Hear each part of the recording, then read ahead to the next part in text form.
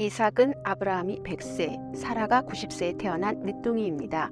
함께 지내던 이복형 이스마엘이 떠나고 아버지 아브라함은 말도 없이 자기를 묻고 칼로 쳐 번제의 희생양으로 드리려 하였습니다. 하나님의 개입으로 살았지만 이삭은 태어나고 보니 자신이 금수저이고 약속의 아들이었습니다. 지금도 마찬가지입니다. 태어나니 꼼짝달싹하기 힘든 환경에 앞에 딱 버티고 있습니다. 부와 권력을 위해 주력해야 합니다. 우리 아이들은 더욱 그렇습니다. 틀에 박힌 대로 잘 적응하고 앞서가야 합니다. 가정도 학교도 경쟁자만이 존재합니다. 남들이 나의 기준이 되는 세상입니다. 성공하여 좋은 사무실에서 앉아 있을 수도 있습니다. 그러나 나의 시간은 이제 나의 시간이 아닙니다. Time is money. 말대로 나의 시간을 갈아서 돈을 벌고 자신을 버리는 시대입니다. 우리의 영을 치유할 마음의 여유도 환경도 없는 치열한 사회입니다. 어머니 사라가 죽고 이삭의 아버지 아브라함은 다시 아내를 얻습니다. 반면 이삭에 대해서는 40세가 되도록 성경은 침묵합니다. 심지어 자손을 번성시켜야 되는데 그때까지 사귀는 여자도 없습니다. 늙은 아브라함은 그때가 돼서야 오랜 세월 동안 가장 신뢰할 수 있는 늙은 종에게 이삭의 신부감을 구해오라고 말합니다. 이곳 가나안의 딸이 아닌 내 고향, 내 친족에게 가서 이삭의 아내를 데려오너라. 종은 아브라함이 떠났던 메소포타미아 나홀의 성으로 갑니다. 나홀에 도착한 종이 하나님께 기도를 합니다. 제가 여기 샘물 곁에 서 있겠습니다. 그때 저와 낙타들에게 물을 마시게 하는 처녀가 주가 정하신 이삭의 아내 될 사람임을 알겠습니다. 종이 기도를 마치자마자 외모가 매우 아름다운 소녀가 물동이를 메고 나옵니다. 종이 그 소녀에게 물동이에 물을 조금만 마시게 해달라고 하자 소녀는 종과 낙타들에게도 기꺼이 물을 줍니다. 종이 그 소녀에게 묻습니다. 당신은 누구의 딸입니까? 소녀가 대답합니다. 저는 밀가가 나홀에게 낳은 아들 부두엘의 딸입니다. 종은 그 말을 듣자 엎드려 하나님께 경배를 합니다. 주가 나를 인도하셨구나. 하나님은 우리를 기다리십니다. 우리는 에고의 기도가 아닌 마음에서 하나님을 찾는 절실한 기도를 해야 합니다. 나를 내려놓고 기다리면 하나님은 우리의 기도에 응답하십니다. 종은 아브라함의 조카이며 리브가의 아버지인 부두엘과 그의 아들 라반에게 말합니다. 이 상황을 성경에는 한 페이지에 걸쳐 다시 그대로 반복하여 적습니다. 성경은 이를 통해 모든 것이 하나님의 뜻임을 알립니다. 리브가의 집안도 하나님 뜻대로 리브가를 이삭에게 보내기로 합니다. 아브라함의 종은 그 집안에 상당한 예물을 주었고 다음날 리브가를 데리고 떠나겠다고 합니다.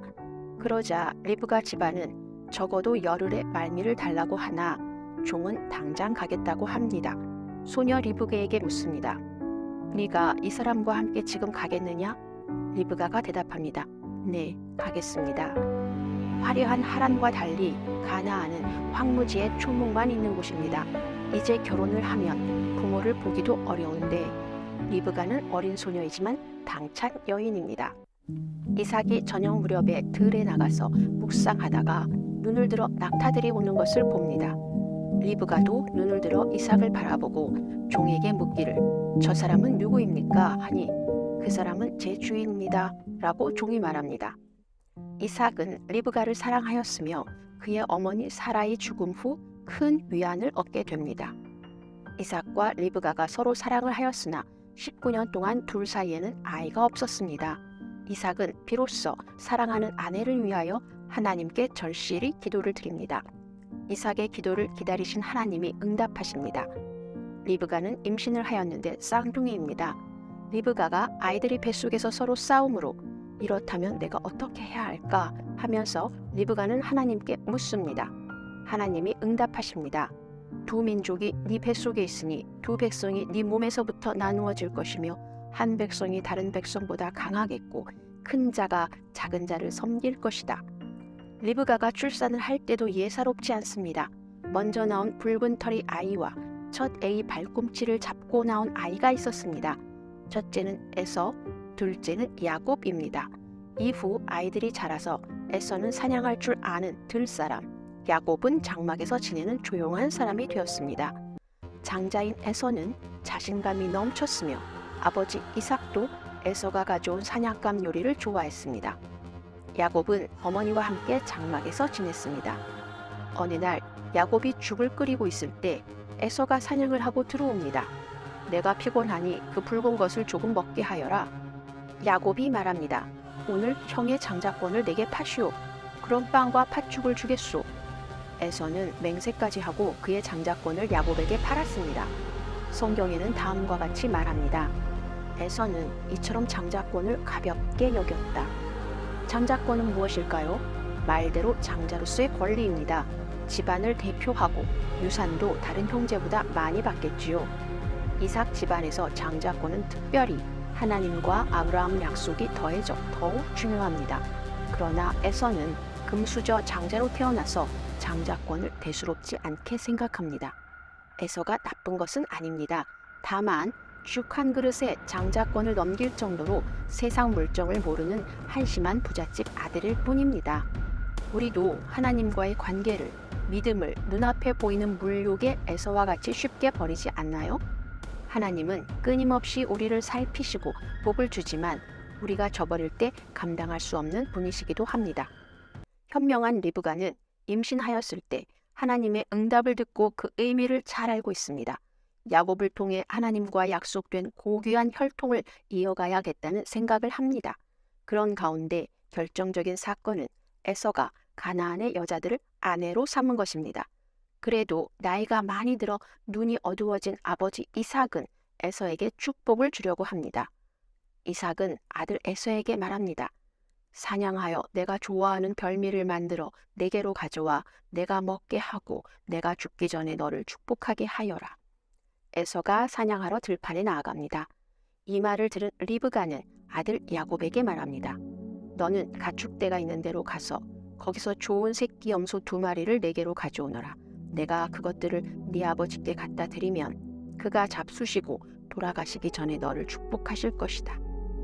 야곱이 말합니다. 만일 아버지께서 저를 만지시면 저는 그의 눈에 속이는 자가 될 것이며 제가 축복이 아니라 저주를 받을 것입니다. 리브가가 말합니다. 너의 저주는 내가 받겠다. 오직 너는 내 말을 듣고 가서 나에게 가져오너라. 주저하는 야곱에게 리브가는 단호합니다. 두 아들의 자라온 모습을 누구보다도 잘 아는 어머니입니다. 리브가는 죽 한 그릇에 장자권을 넘기고 눈에 홀려 가나안 여자 2를 아내로 삼아 약속의 혈통을 깨고 아버지 이삭에게만 잘 보이려는 에서보다는 신중한 아들 야곱을 선택한 것입니다. 야곱도 어머니 리브가와 같이 지내면서 어머니의 의중을 잘 압니다. 그래서 은연중에 에서에게 장자권을 팔라고 툭 던졌는데 에서가 쉽게 장자권을 팔은 것입니다. 그러나 이삭은 다릅니다. 그는 하나님의 약속의 아들입니다. 리브가는 하나님의 뜻을 야곱에게 전달합니다. 큰 자가 작은 자를 섬길 것이다. 야곱도 이미 하나님과 리브가의 약속된 아들입니다. 하나님은 장자권은 단지 일찍 태어난 것으로 장자권과 축복을 당연시 여기는 에서가 아닌 장자권의 무게를 아는 자의 것이라는 것을 명확히 하고자 했습니다. 드디어 야곱은 이삭으로부터 축복을 받습니다. 백성들이 너를 섬기고 나라들이 네게 엎드릴 것이니 너는 네 형제들의 주가 되어라. 야곱이 눈먼 이삭을 속이고 축복을 받은 것이 비난받을 일일까요? 아니면 장자권을 버리고 가나안 여자들을 멋대로 아내로 삼은 에서를 축복하려는 이삭이 어리석은 것일까요? 이삭이 아들에게 주는 축복은 단순한 이삭의 결정이 아닙니다. 신의 말씀을 인간이 축복을 통해 전달하는 것입니다. 현명한 리브가는 하나님의 축복은 당연히 야곱의 것으로 생각하고 결단하고 행동한 것입니다. 성경은 에서, 이삭, 리브가, 야곱의 결정을 보여줍니다. 우리도 중요한 결정을 할 때가 있습니다. 결정을 할 때 생각해야 합니다. 나의 행동이 하나님 보시기에 좋았더라. 하나님이 응답하십니다. 결국 하나님은 우리에게 복을 주십니다.